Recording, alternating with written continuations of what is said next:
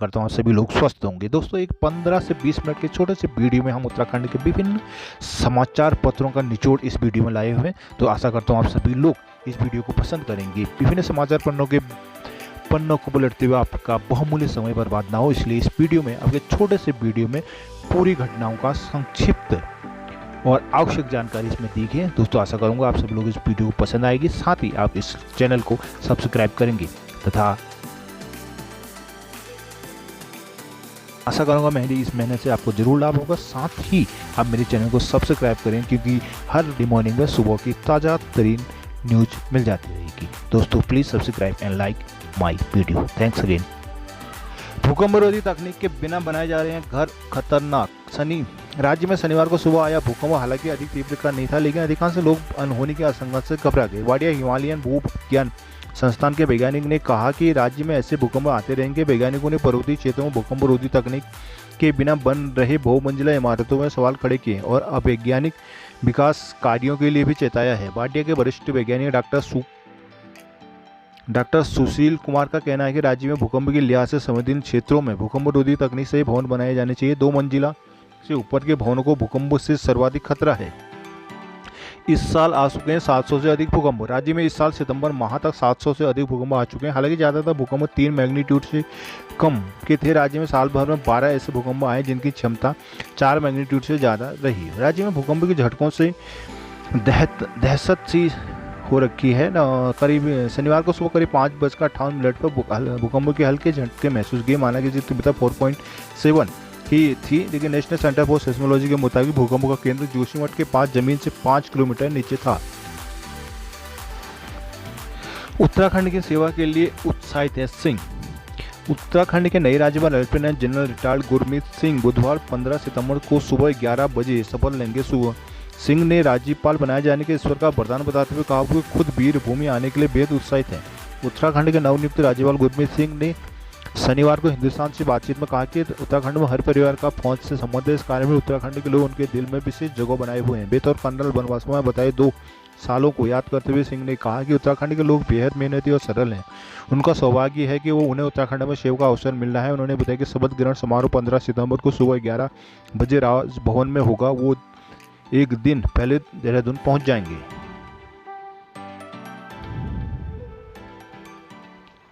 दिनेशपुर में एसओजी से मारपीट, प्रभारी घायल। क्षेत्र में अवैध हथियारों का जखीरा होने की आशंका से दबिश देने गई special operation gurus SOG team को ग्रामीणों ने बंधक बना लिया। मारपीट में एसओजी प्रभारी के सर पर गहरी चोट आई है। महिला कांस्टेबल से अभद्रता का आरोप भी है। सूचना पर पुलिस पहुंची। पुलिस ने करीब 3 घंटे बाद एसओजी टीम को छुड़ाया। मामले में मुख्य आरोपी समेत 10 नामजद और कई अज्ञात पर मुकदमा दर्ज किया है। पुलिस के अनुसार एसओजी रुद्रपुर में कुछ समय पहले 11 लाख की लूट मामले के खुलासे में जुटी है। वारदात के वक्त मौके पर चले मोबाइल फोनों की अंतिम लोकेशन दिनेशपुर के जगदीशपुर गांव में मिली। कुछ दिन से एसओजी यहां संदिग्धों की तलाश में जुटी थी। शनिवार रात मुखबिर ने एसओजी को सूचना दी कि गांव के निरंजन मंडल के घर में अवैध हथियार को जखीरा हो सकता है। इस पर एसओजी प्रभारी सुरेंद्र प्रताप सिंह के नेतृत्व में टीम देर शाम मंडल के घर पहुंची। एसओजी को देख निरंजन मंडल की खिड़की तोड़कर भाग निकला। उसकी टीम ने पत्नी ने शोर मचाकर मारपीट का आरोप लगाया। इस पर जुटे ग्रामीणों ने एसओजी टीम को बंधक बनाकर हाथापाई कर डाली। मारपीट में प्रभारी सिंह के सर पर गहरी चोट आई। आरोप की टीम में शामिल महिला कांस्टेबल से भी अभियोजन की गई। सूचना पर एसपी ममता बोहरा, दिनेश एसओ अशोक कुमार और अन्य पुलिस अधिकारी मौके पर पहुंचे और टीम को छुड़ाया। 3 दिन तक हड़ताल। लंबे समय से पुलिस और सीपीयू द्वारा किए जा रहे उत्पीड़न से नाराज ट्रांसपोर्टर कारोबारियों ने हड़ताल का ऐलान कर दिया। 3 दिन तक हल्द्वानी से कुमाऊं के किसी भी जिले में सब्जी, राशन, निर्माण सामग्री आदि की ढुलाई नहीं होगी। हल्द्वानी के ट्रांसपोर्टरों के इस निर्णय को अल्मोड़ा और बागेश्वर तक के ट्रक मालिकों समेत विभिन्न व्यापारी संगठनों का समर्थन मिला है। की हुई है। कांग्रेस के एक विधायक भाजपा में कुछ समय के लिए ज्वाइनिंग रुक गई है। सीट के वादों को लेकर फिलहाल मशक्कत कर रहे हैं। भाजपा हाईकमान की तरफ से विधायक को अभी दिल्ली में रुकने को कहा गया है। कांग्रेस के एक विधायक की शनिवार को दिल्ली में भाजपा से ज्वाइनिंग होनी थी। विधायक के कुछ समर्थक भी दिल्ली पहुंचे, लेकिन कुछ बिंदुओं पर अभी स्थिति साफ नहीं होने से इस पर कुछ समय के लिए ब्रेक लग गए हैं। हालांकि भाजपा हाईकमान के निर्देश से विधायक अभी दिल्ली में डटे हैं। माना जा रहा है कि 1-2 दिन में स्थिति साफ हो जाएगी। मीडिया में खबर आने के बाद विधायक ने अपना मोबाइल भी स्विच ऑफ कर दिया। विधायक का दर्द भी तो महसूस करे हाईकमान। कांग्रेस में विधायक के नाराजगी को पार्टी छोड़ने की अटकलों के बीच धारचूला विधायक हरीश धामी ने कुछ गंभीर सवाल उठाए। धामी ने कहा कि हाईकमान को पार्टी के नाराज विधायकों से खुद बात कर उनका दर्द समझना चाहिए। आखिर वो वजह क्या है कि ऐसी नौबत आई। शनिवार को अखबार हिंदुस्तान से बात में धामी ने कहा, प्रोफेसर राजकुमार जी की नाराजगी की बात सामने आ रही है। मेरी 2 दिन पहले ही उनसे बात हुई और अपनी उपेक्षा से काफ़ी दुखी होंगे। उनका कहना था कि संगठन ने सपोर्ट नहीं मिला, अपनी पसंद का वो ब्लॉक अध्यक्ष तक नहीं बना पाई। हरीश धामी ने कहा कि आगामी चुनाव के लिए पूर्व सीएम हरीश रावत को सीएम का चेहरा घोषित कर देना चाहिए, लेकिन कांग्रेस सरकार तो बना ही रही है। रावत को भावी सीएम घोषित करने से कांग्रेस की सीटें 57 पार जा सकती हैं।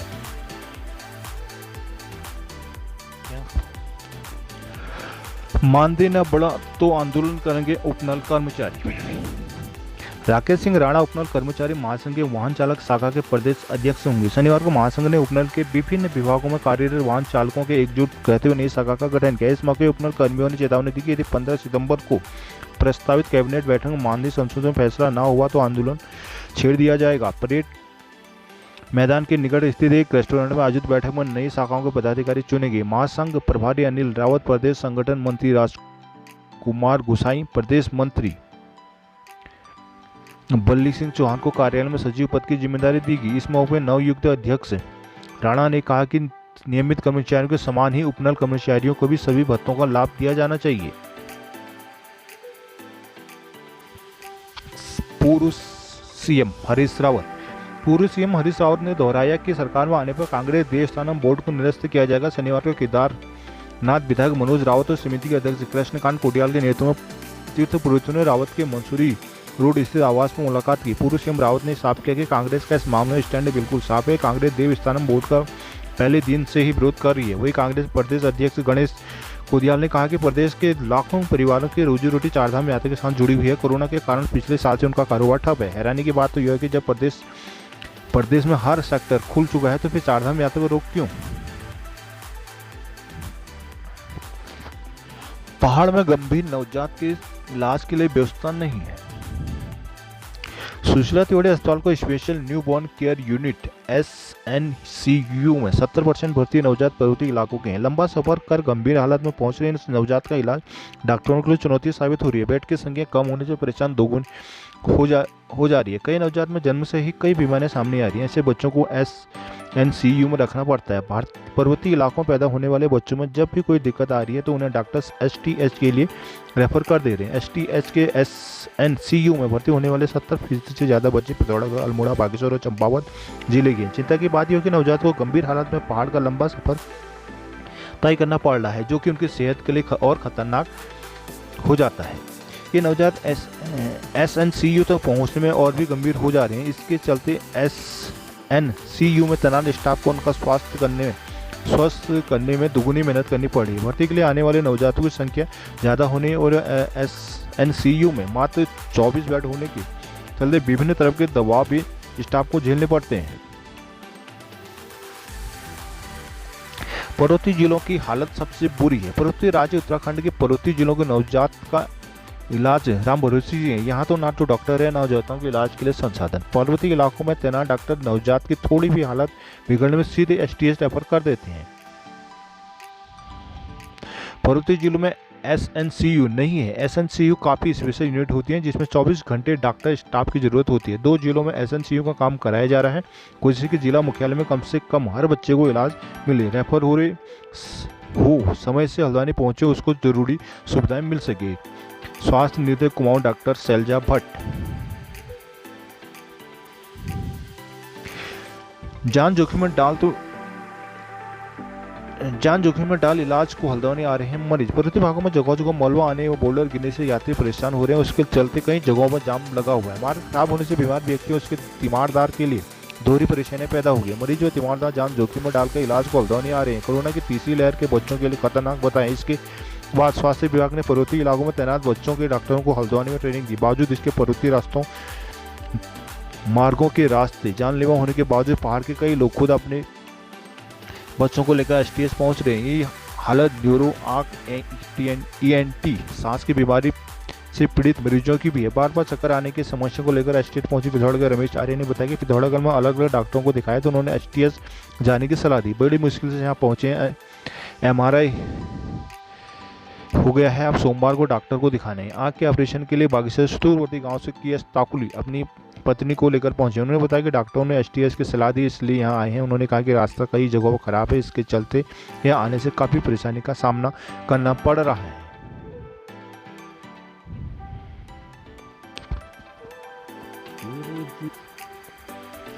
रानीबाग पुल रोडवेज और केमू की बसों के लिए खुला। बीते 2 माह से भारी वाहनों के लिए बंद रानीबाग पुल से वाहनों का संचालन शुरू कर दिया गया। पुल से फिलहाल भारी वाहनों में केवल रोडवेज और केमू की बसों की आवाजाही शुरू हो सकी है।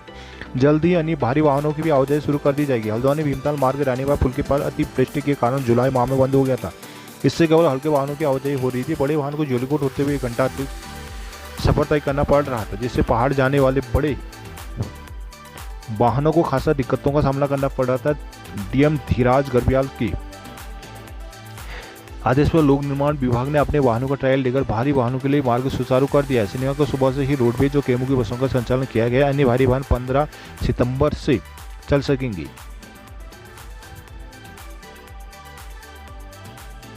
उपनल कर्मचारियों का 10वें दिन में जारी रहा हड़ताल। समान कार्य समान वेतन और नियमितीकरण की मांग को लेकर एसटीएच के उपनल कर्मियों की हड़ताल 10वें दिन भी शनिवार को भी जारी रही। कर्मचारियों ने सरकार पर वादा खिलाफी का आरोप लगाते हुए उनकी मांगों को तुरंत पूरा करने की मांग की है। शनिवार को बुधवार में एसटीएच और मेडिकल कॉलेज में तैनात उपनल कर्मचारी धरने पर बैठे रहे। इस दौरान कर्मचारियों ने राज्य सरकार के खिलाफ नारेबाजी की और उनको झूठे आश्वासन देने का आरोप लगाया। कर्मचारियों ने कहा कि जब तक उनकी मांगें पूरी नहीं होती वो आंदोलन जारी रखे। इस दौरान पीएस बोरा, मोहन बोरा, चंदू कफलटिया, घनश्याम बेलवाल, संजय पांडे, सुरेश कुमार, धमेश जोशी, सुनील कुमार, उमा डांगे, प्रेमा ओली, राजेंद्र कुमार, संतोष सत्यवती आदि मौजूद रहे।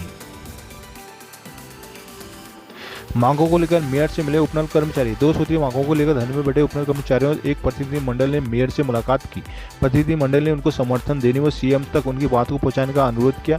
शनिवार को उपनल कर्मचारी समिति के अध्यक्ष पीएस बोरा के नेतृत्व में एक प्रतिनिधि मंडल मेयर डॉक्टर जोगेंद्र रौतेला जी से मिला। इस बार दौरान प्रतिनिधि मंडल ने मांगों के बारे में बताया। मेयर डॉक्टर रौतेला ने उनकी मांगों को सीएम तक पहुंचाने की बात कही। यही मोहन बोरा, चंदू कुपल्टे, घनश्याम आदि मौजूद रहे। सौहार्द जन सेवा समिति के अध्यक्ष विद्या महतोलिया ने रीलू रौतेली पुरस्कार में मिली धनराशि में से 10,000 का चेक वीरांगना संस्था के अध्यक्ष गुंजन बिष्ट को भिक्षुक बच्चों की देखरेख को दिया। महतोलिया ने कहा कि पुरस्कार में मिली शेष राशि से सामाजिक कार्य करेंगे। कार्यक्रम में पूर्णिमा रजवार, उपाध्यक्ष तनुजा पांडे, उनकी जानकी तिवारी और मोनिका आदि मौजूद रहे। मां नंदा देवी महोत्सव को आज भी राज्य मेले के दर्जे की दरकार।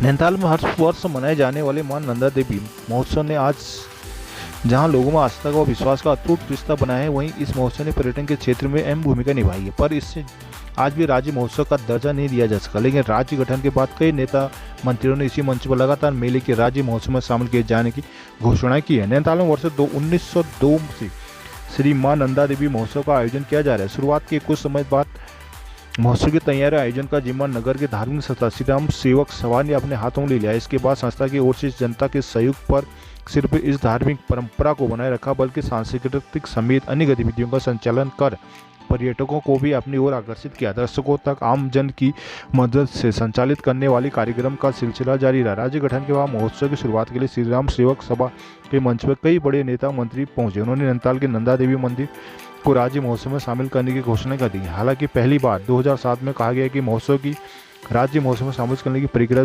गतिमान है। फिलहाल इसे डी श्रेणी में रखा गया है, जो कि भविष्य में अपग्रेड होगी। इस बार आयोजन के लिए सरकार की ओर से 3 लाख रुपए का सहयोग भी किया गया, लेकिन इसके बाद सरकार इसे भूल गई। हालांकि आयोजक संस्था इस संबंध में पत्राचार कर रही है।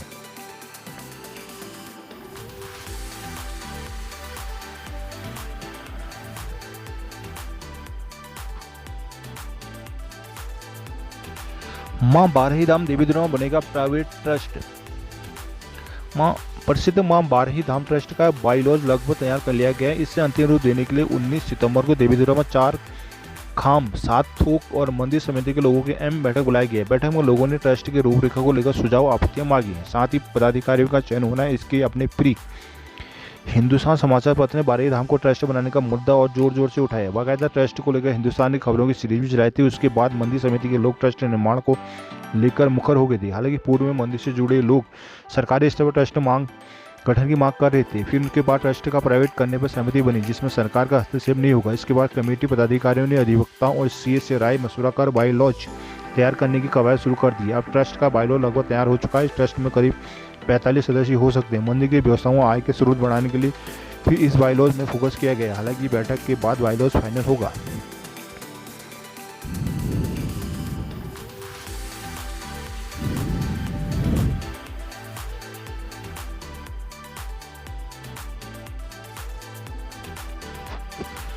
उत्तराखंड में 15 तक भारी बारिश का येलो अलर्ट है। राज्य में रविवार के लिए उत्तरकाशी, रुद्रप्रयाग, चमोली, बागेश्वर, पिथौरागढ़ जिलों के लिए कहीं कहीं तीव्र बौछार के साथ भारी बारिश की संभावना जताई गई है। मौसम विभाग ने 15 सितंबर तक राज्य के लिए पर्वतीय जिलों के येलो अलर्ट जारी किया है। मौसम विभाग के अनुसार राज्य में रविवार को 5 पर्वतीय जिलों में बारिश के दौर चलेंगे। 13 को नैनीताल, बागेश्वर, पिथौरागढ़ में कहीं कहीं तीव्र बौछार और भारी बारिश हो सकती है। 14 को पौड़ी, नैनीताल, बागेश्वर और पिथौरागढ़ जिले में कहीं तीव्र बौछार और भारी बारिश भी हो सकती है। 15 को पौड़ी, नैनीताल, बागेश्वर, पिथौरागढ़ में कहीं कहीं तीव्र बौछार और भारी बारिश का येलो अलर्ट रहेगा।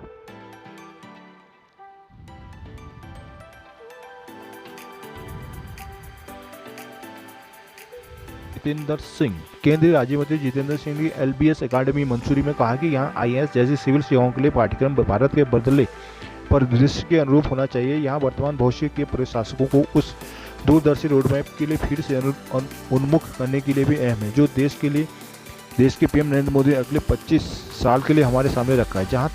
जब तक कि स्वतंत्र भारत 100 साल का नहीं हो जाता। शनिवार को केंद्रीय राज्य मंत्री जितेंद्र सिंह LBS अकादमी पहुंचे। यहां उन्होंने निर्देशक श्रीनिवास ने उनका स्वागत किया। संयुक्त नागरिक सैनिक कार्यक्रम JCM के समापन सत्र को संबोधित करते हुए मंत्री ने संस्थानों के संयुक्त कार्यक्रमों का आह्वान किया, जो सुशासन के लिए क्षमता निर्माण को समर्पित है। उन्होंने मंसूरी अकादमी में विजिटिंग फैकल्टी का दायरा बढ़ाने और गेस्ट फैकल्टी को वैज्ञानिक, विशेषज्ञ, औद्योगिक उद्यमी, सफल स्टार्टअप और महिला उपलब्धि हासिल करने वालों को अधिक समावेशी बनाने का भी सुझाव दिया।